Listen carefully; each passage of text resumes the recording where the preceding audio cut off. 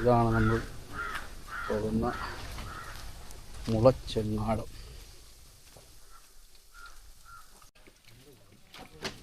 ഇന്ന് നമ്മൾ പോകുന്നത് പറമ്പിക്കുളം ടൈഗർ റിസർവിലുള്ള മുളച്ചെങ്ങാടത്തിലുള്ള യാത്രയാണ്. വാസ്തവത്തിൽ പറമ്പിക്കുളം ടൈഗർ റിസർവിൻ്റെ സഫാരി ട്രിപ്പിൻ്റെ ഇടയിലുള്ള ഒരു യാത്രയും കൂടിയാണ് ഇത്.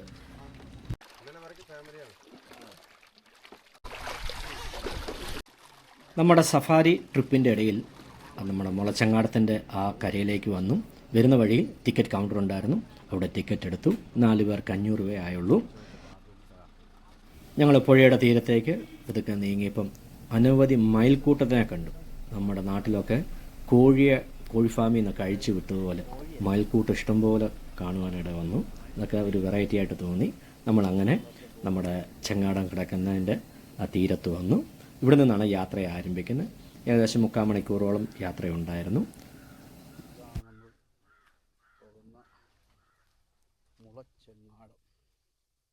ഞങ്ങൾ യാത്രയ്ക്കായിട്ടുള്ള ഒരുക്കങ്ങളൊക്കെ ആരംഭിച്ചു. അവിടുന്ന് തുഴയാനായിട്ട് 15ഓളം സ്റ്റാഫാണ് അവിടെ ഉള്ളത്. അത് 4 പേരാണ് നമ്മുടെ ചെങ്ങാടത്തിലുണ്ടായിരുന്നത്. അവർ അവിടത്തെക്കുറിച്ചുള്ള കാര്യങ്ങളൊക്കെ ഡീറ്റെയിൽ ആയിട്ട് വിശദീകരിക്കുന്നുണ്ട്. പോകുന്ന വഴിക്ക് അവിടുത്തെ പറമ്പിക്കുളം ഡീറ്റെയിൽ, അവിടുത്തെ എല്ലാ കാര്യങ്ങളും അവർ പറയുന്നുണ്ട്. അത് നിങ്ങൾ കേൾക്കുന്നത് നല്ലതായിരിക്കും.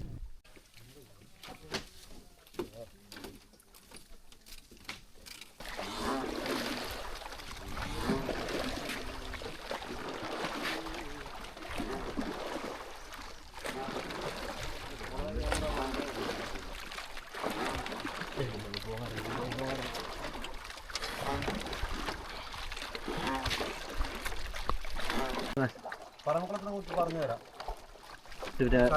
കേരളത്തിൻ്റെയാണ്. പ്രോജക്റ്റ് കംപ്ലീറ്റ് തമിഴ്നാട് കൺട്രോളിലാണ്. ഈ വെള്ളം കുടിക്കുന്ന വെള്ളമാണ്. ഇപ്പോൾ മിഷൻ ബോട്ട് ഓടിക്കഴിഞ്ഞാൽ ഡീസൽ പെട്രോളിൻ്റെ പൊല്യൂഷൻ ഉണ്ടായിരുന്നു. പിന്നെ ഒന്നാമത്തെ ഞങ്ങൾ ഗവൺമെൻറ് ജോലിക്കാരൊന്നുമില്ല, എല്ലാം ഡെയിലി ബേസാണ്. ഈ ടൂറിസത്തിന് കിട്ടുന്ന വരുമാനമേ ഉള്ളൂ. ഞങ്ങൾ 120 കുടുംബങ്ങൾ വർക്ക് ചെയ്യുന്നത്. അപ്പോൾ അവർക്കുള്ളൊരു ജോലിയായി.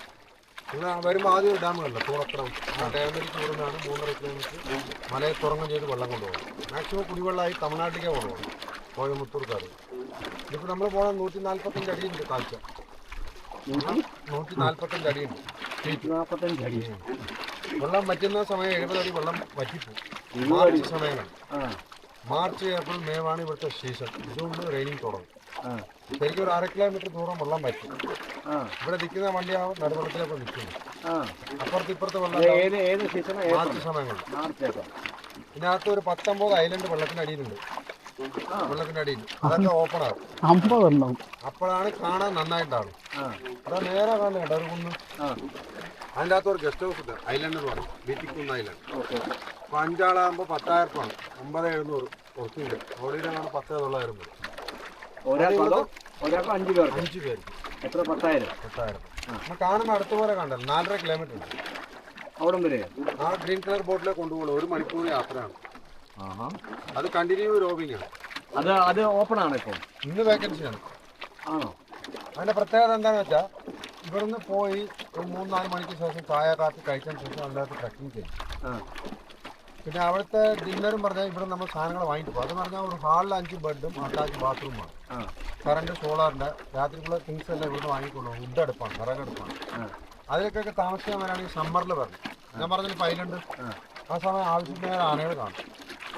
നിങ്ങൾ പറമ്പക്കുളം പറമ്പക്കുളത്തിൻ്റെ ആൾക്കാർ യൂട്യൂബിൽ കുറേ കൊടുത്തിട്ടുണ്ട്. അത് നോക്കിക്കഴിഞ്ഞാൽ അതിന് നിങ്ങൾക്ക് അറിയാം. നല്ല മാർച്ച് ഏപ്രിൽ ടൈം അല്ലേ? ആവശ്യത്തിന് ആനകൾ കാണും. ഗ്രൂപ്പായിട്ടുണ്ടാവുള്ളൂ, സിംഗിളായിട്ടാണ്. അപ്പം കൊമ്പന്മാർ കൂടുതലിറങ്ങും.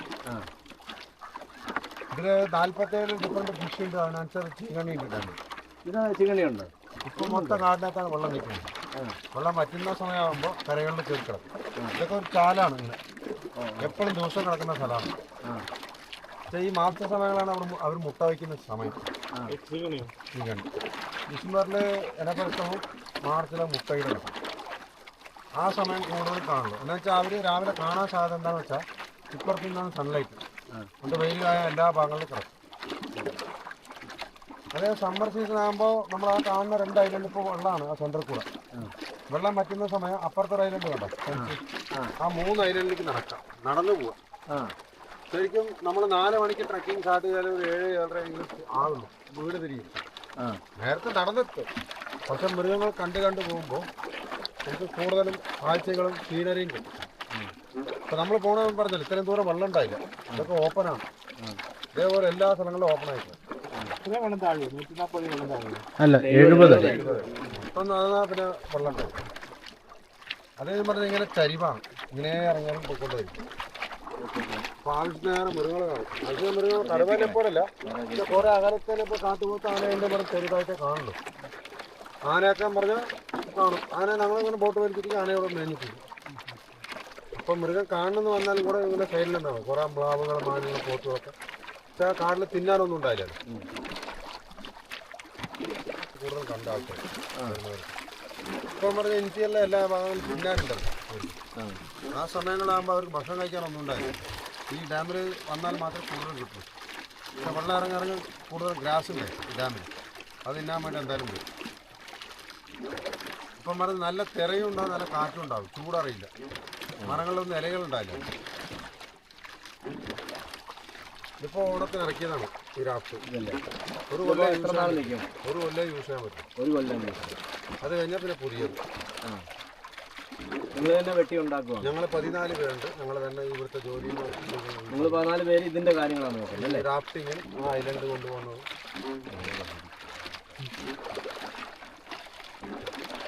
അതേമാതിരി അവിടെ പറഞ്ഞാൽ 2 days താമസിച്ച് കഴിഞ്ഞാലേ അങ്ങേ സൈഡിലൊരു ഫാൾസ് ഒക്കെ ഉണ്ട്. ഫാൾസ് ഉണ്ട്, വലിയ ഗ്രാസ് ഫോറസ്റ്റ് ഉണ്ട്. അങ്ങനെ ആകുമ്പോൾ നമ്മൾ എന്തായാലും പിറ്റേ ദിവസം നമ്മൾ അവർക്ക് ഒരു നേരം ബോട്ടിങ് കൊടുക്കും. ഒരു നേരം ബോട്ടിങ്ങിൽ സന്ധ്യ സമയങ്ങളാവും, ഇല്ല രാവിലെ സമയം ഫാൾസിലേക്ക് കുളിച്ചിട്ട് പോകും. തിരിച്ചു വരുമ്പോൾ ഗ്രാസ് ഫോറസ്റ്റ് എടുത്ത് നിർത്തും. അപ്പോൾ ബോട്ടിൽ തന്നെ നിന്ന് കാണാം. ഇതും ഓൺലൈനാണ് ബുക്ക് ചെയ്യുന്നത്? എല്ലാം ഓൺലൈനാണ്. ഇതിന്റെ പേരെന്തായിരുന്നു? Beautiful island.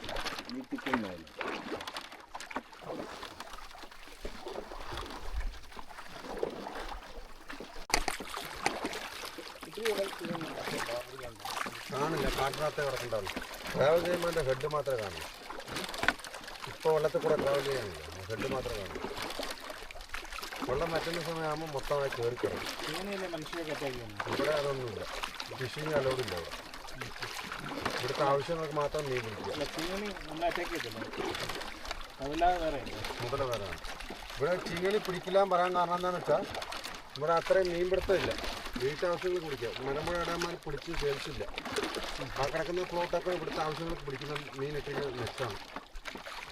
ഫ്ലോട്ട് കണ്ടോ? മീൻ പിടിക്കാണ്ടിരിക്കുന്ന ഫ്ലോട്ടാണ്, വലയിട്ടിരിക്കുന്നത്.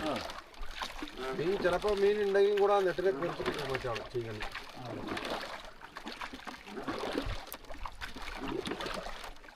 ഇങ്ങനെ മാനുകളും പോത്തുകളൊക്കെ വെള്ളം കുടിക്കാവുന്ന അവരും കൊടുക്കും.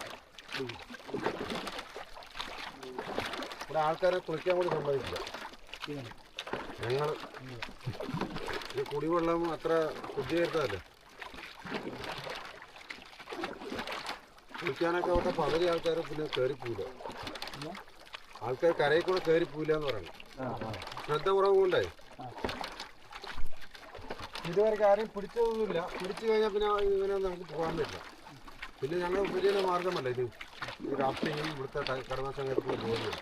ഏതെങ്കിലും ഒരു പ്രശ്നം ആയിക്കഴിഞ്ഞാൽ പിന്നെ മൊത്തം നിർത്തിയേക്കും.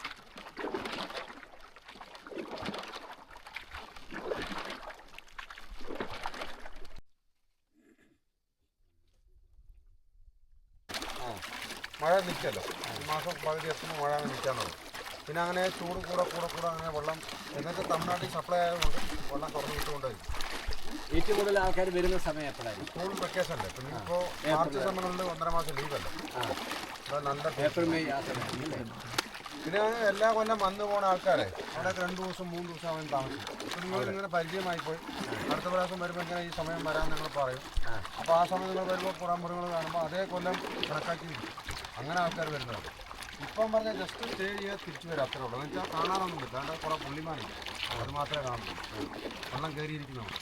അത് ഈ കാണുമല്ലോ, കുറേ സ്ഥലമുണ്ടല്ലേ ഇവിടെ. അത് എത്ര ഏക്കർ കാണുമായിരിക്കുന്നത്? മൊത്തം 4 കിലോമീറ്റർ ഉണ്ട്. 4 കിലോമീറ്റർ ആ കര മൊത്തം. ആ 2 ഐലൻഡ്. Okay okay. നമുക്ക് നടക്കുമ്പോൾ കിലോമീറ്റർ അറിയില്ല, ഒരു റൗണ്ട് പോയി വന്നവരുണ്ടാവും. സൈറ്റ് സീനിങ് ഉറപ്പല്ലേ ആ ടൈം? അതന്നെ സാർ, ഇവിടുന്ന് പോണ വഴിക്ക് പോണ വെള്ളത്തിൽ തന്നെ നമ്മൾ ഇവിടുന്ന് പോകുമ്പോൾ തന്നെ 3 ഐലൻഡാണ്. അല്ലാണ്ട് ഇവിടത്തെ ഇപ്പം നമ്മൾ ബോട്ട് തിരിച്ചല്ല അവിടെ ആ ഫ്ലോട്ട് കിടക്കണം കേട്ടോ. ആ ഫ്ലോട്ടിൻ്റെ അടിയിൽ തന്നെ ഒരു ഐലൻഡ് ഉണ്ട്. തൊട്ട് അപ്പുറത്ത് തന്നെ ഈ 2 ഐലൻഡ് ഉണ്ട്. അതൊക്കെ എന്തായാലും ഇങ്ങനെ വെള്ളം വറ്റുന്ന സമയം ഞാൻ പറഞ്ഞത് വണ്ടി അവിടെ തന്നെ ഇട്ട് നോക്കുമ്പോൾ തന്നെ ഇത്ര ഐലൻഡുകൾ ഏതെങ്കിലും ഐലൻഡിൽ എങ്ങനെയും 2-3 ആനകൾ നീന്തി കഴിഞ്ഞിട്ടില്ല.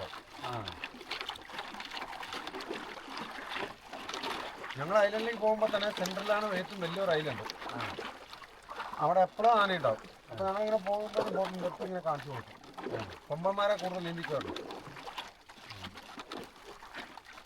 ആനയെ മാത്രമേ ചീങ്ങാൻ പിടിക്കില്ല, മറ്റുള്ള എല്ലാ മൃഗത്തിനും പിടിക്കില്ല. അതെന്തായാലും പോകുമ്പോൾ ഒച്ചയും പോലത്തിലേ പോകണം ഊരിയിട്ടേ.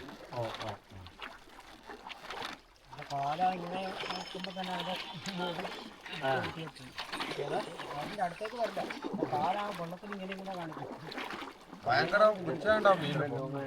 പിന്നെ ഈ ഐലൻഡ് പറയുന്നത് ഞാൻ പറഞ്ഞല്ലോ, ഐലൻഡ് അത് സമ്മർ സീസണിൽ എപ്പോഴും അതിനകത്ത് എപ്പോഴും ആന ഉണ്ടാകുന്നുണ്ട്.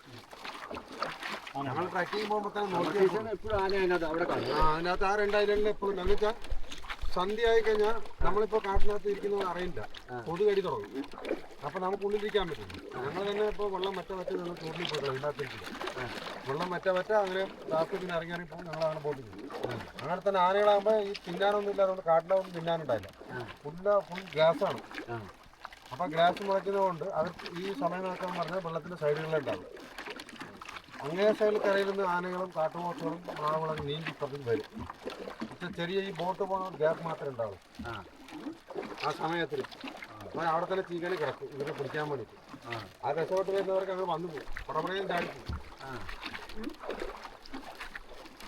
അതിൻ്റെ അപ്പുറത്തൊരു ട്രൈബൽ സെറ്റിൽമെൻറ്റ് ഏരിയ ഉണ്ട്.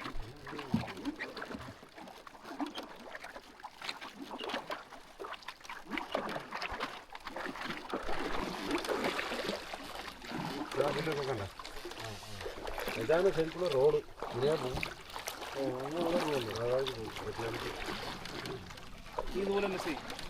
ഇതും റോഡാണ്, ആ റാഫിന് അപ്പുറത്ത് റോഡാണ്. 2 വഴിയുണ്ട്. വരുന്ന ടൂറിസ്റ്റുകാർ 2 വഴിയും കിട്ടും. വണ്ടിയിൽ അവിടെ തന്നെ പോകും.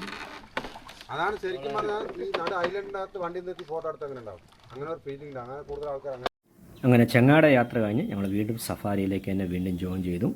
തുടർന്ന് സഫാരിയുടെ വീഡിയോയും ട്രക്കിങ്ങിൻ്റെ വീഡിയോയും പുറകെ ഉണ്ടായിരിക്കുന്നതാണ്. Stay tune. God bless you.